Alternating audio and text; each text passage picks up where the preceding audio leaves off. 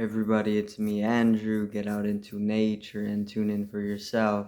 Resonate with the Earth's electromagnetic field via 432 Hz, the universal frequency. Balance out psychologically and emotionally, and further strengthen your brain and your heart's coherence as well. Get a plant-based diet going for yourself today and to nurture yourself right back into life. We are literally herbivores in our nature. Further balance out your physical body's pH level and to get with alkalinity. Then you can generate some static electricity. Send me some love telepathically. Set attention to your mind and set intention to communicate. That is all there is to telepathy. You are now tuning in to great days. So today I'm going to talk on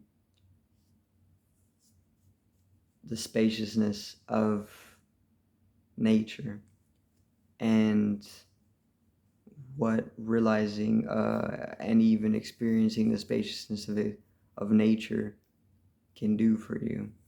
Okay, so let's get into this. Um, so nature is very, very spacious, right? Our existence is very, very spacious in its nature. By this, I mean things are very, very spacious, right? I think they say that 99.999, right, of all is space, right? And that little 0.0000001% is literally just the solidification. Um, so science has pretty much like proved, right, already that everything is very, very spacious and mostly space. Um, so due to the fact that this is the nature of existence, it's pretty much non-existing, right? Because the space is non-existent, and the 0.00001% is all that there is, right? So when you're looking at like the atomic level, the space in between the atomic mass is extremely vast, right?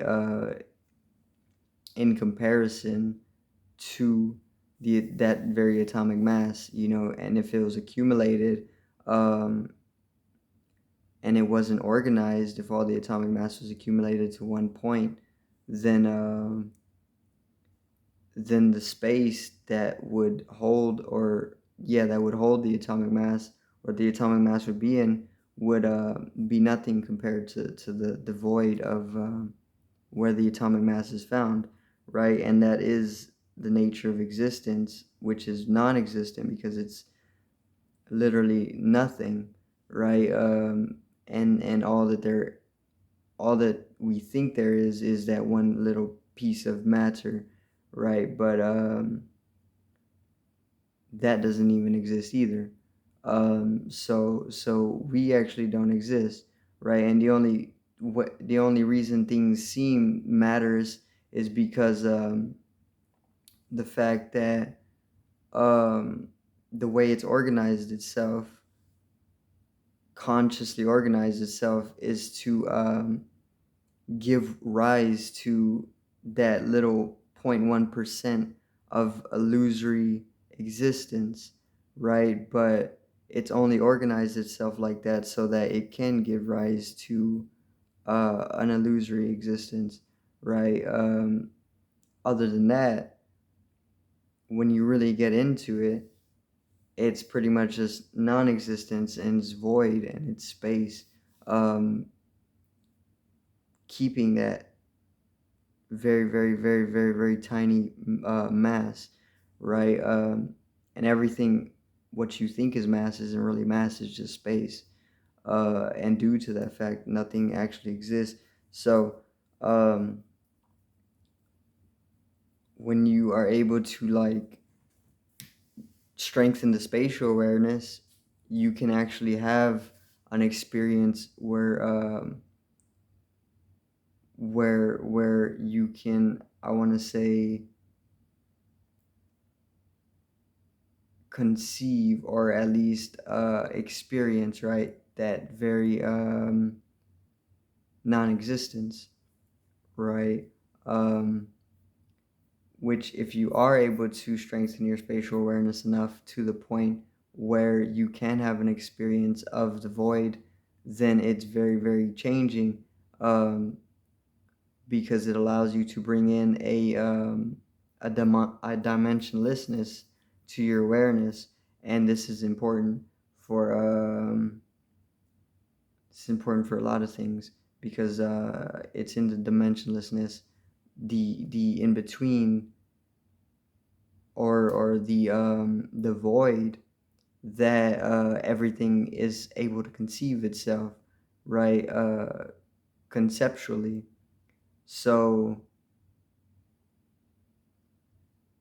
once you're able to have an experience of void, um it can completely change the way that you're conceiving life, or even how you conceive things, right?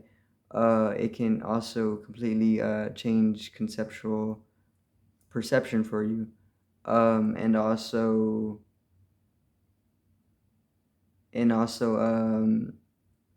it can actually allow you to expand upon your dimensional understanding, right, in a very simple way. So not a lot of people are aware of this, right? The illusory world is the world that you're living in, right? We are made or programmed, to believe or live in a belief system that this is the real world, right? But you don't actually know what real is, because you don't even know what the word real means, if you really get down to it, right? And I don't think anybody does. So, um, all this is you can't actually say what it is. Nobody can actually say what is happening, right? Um, at all. You can give your best try, but it's not gonna make any sense at all, um, because there is nothing to talk about, because nothing actually exists. Everything is 99.99999% space, and that doesn't actually exist, right? And the small 0.001% of matter, of mass, um, is also pretty much non-existing as well. So nothing actually really exists, right? Um, and the world that we're living in right now is the illusory world, right? It's not the real world. Um, it's the Maya or the Matrix, right? This is the illusion, and that's why you don't want to trust your senses, because your senses can only pull in so much of the electromagnetic spectrum, right? Especially if you let them dull down, right? If you don't sharpen them and if you don't take care of them, then you're not going to be able to use them properly. And that 1% that the five senses are pulling in are is gonna go even more down, right? So there's a whole 99% of the electromagnetic spectrum that we can actually perceive at all, right? Which is dimension that is there, or dimension, right, that we can perceive. So that's already telling you that it's pretty much just an illusion. It's not actually real. And even that 99% of dimension within the electromagnetic spectrum that isn't in our perception is also nothing to the infathomable, right? The void. So once again, strengthen up your spatial awareness, your sixth sense, right? And you can actually open up a little bit more of the electromagnetic spectrum. Don't rely so much on the senses. Sharpen the senses. Learn how to widen them as much as you can, right? But don't rely purely on the senses, on the five physical senses. Strengthen your sixth sense, your mental sense, your mind's eye. Use this to open up the electromagnetic spectrum and perceive what is completely out of the range of the five physical senses, right? And take it a step further as well. Get into what doesn't exist at all, the void. You got to get into the in-between space, right? Between dimensions, between octaves as well, you know. And you can expand your awareness by doing so, right? And expansion of awareness is evolution, so it's very vital for you to be able to do this for yourself. Very, very simple too. All you got to do is strengthen your spatial awareness in whatever way that is coming natural to your flow of life. And we all have natural ways of doing this, right? Like a cat has its whiskers to provide its spatial awareness. So every being, I want to say, has a natural way of generating and even strengthening their spatial awareness, right? So you got to do that for yourself. Don't let them take your spatial awareness, or don't let them weaken your spatial awareness, because the Matrix likes to do this type of thing. They like to weaken your spatial awareness so that you are easily put in a state of separation, right? Because if you're seeing, or if you're labeling the space or conceiving the space as a separating element, then you're left in a very, very egoic, separated phase of life, right? But if you see the space ethereal element as a prima materium, or a connective or extending factor, or prime factor or prime element, then you're not separate from anything, and the space is actually conjoining two bodies, and that makes you one, right? So there is no ego if you're able to strengthen your spatial awareness enough, and see the space as an extension of your body, right? And if you do this enough, you become the entire universe, experientially, not as a knowing or not as a belief, but you can actually do it enough to where you're able to have um, a truthful experience of becoming the entirety of the cosmos, right? And everybody has that in them already. You know, in the womb, you are in that experiential state of cosmic oneness, right? You're literally one with your mother. You're floating in a mini cosmos. You're floating within within the womb, right? Which is the cosmos.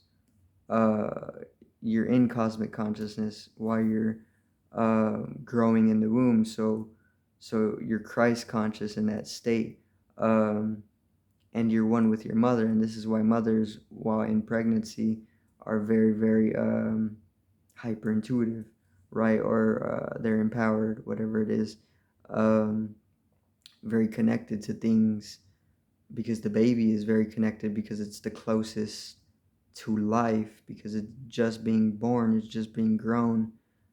um yeah, the Matrix will try to take your ethereal awareness or your spatial awareness, because it wants you to be separated from yourself, other people, animals, the globe, or the universe. So the more separated you are, the more you're going to fear everything, and the more you're going to victimize yourself, and the more you're going to feel very, very minute and very small and mortal.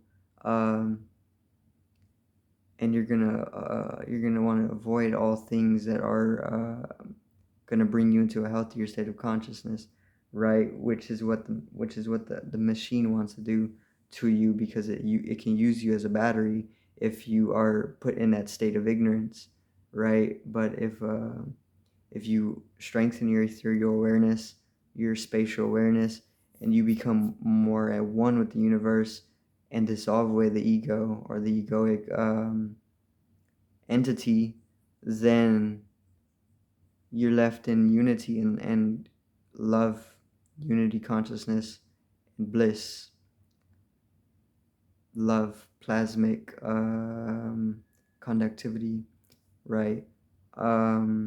Which is very, very important, once again, and that's what is needed, right? So life is spacious. The more you realize this, and the more you can strengthen spatial awareness and have an experience of space, pure space, and void, then you can evolve into higher states of awareness, right? Purer states, healthier states of consciousness. So I do thank everybody for watching once again. Peace out, one love, and have a great evening.